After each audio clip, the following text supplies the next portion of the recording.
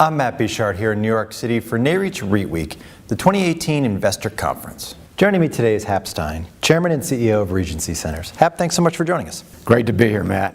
Now, there's been a lot of news about the struggling retailers that have had to close stores, but very little coverage of those retailers that are actually performing well and expanding.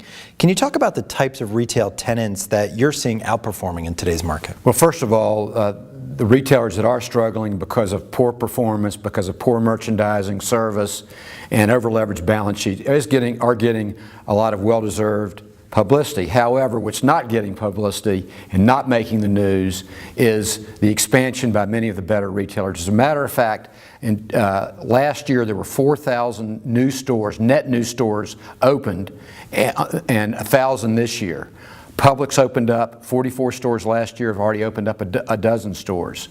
Ulta is planning to open up 100 stores. TJX, across its multiple brands of TJ Maxx and Home Goods, is opening up 165 stores. Starbucks, nearly 900 stores. And as a matter of fact, also digital retailers like Whole Foods, now owned by Amazon. Amazon paid like $40 million a door, are opening and expanding. And digital retailers starting like Warby Parker is now planning to open up 100 new stores.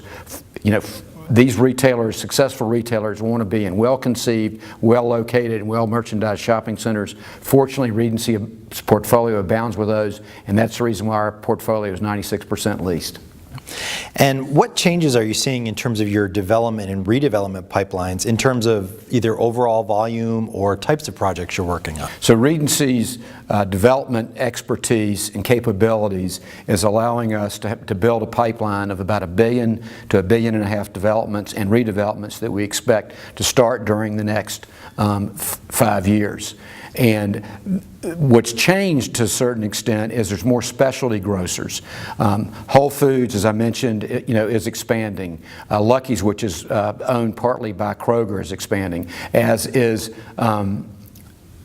Trader Joe's. And so these specialty grocers, and Wegmans is expanding. But some of the traditional grocery stores are continuing to expand.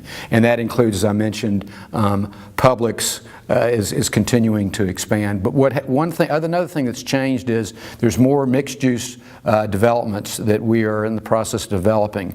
But through our development and redevelopment capabilities, Regency is able to create outstanding properties at compelling returns.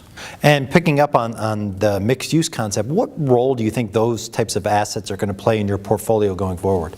They're going to play a greater role, but at the same time, Regency has been developing mixed-use projects for over 15 years.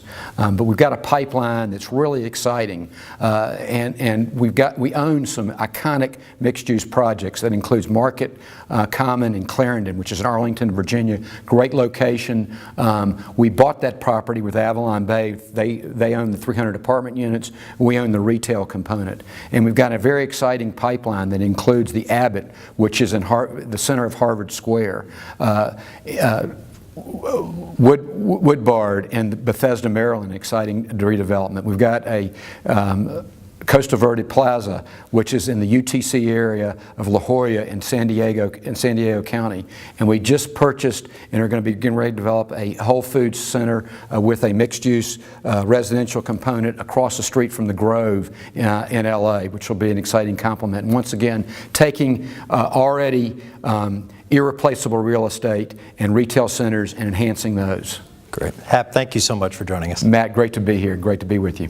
For more from NAREIT's REIT Week, be sure to visit NAREIT's website, REIT.com.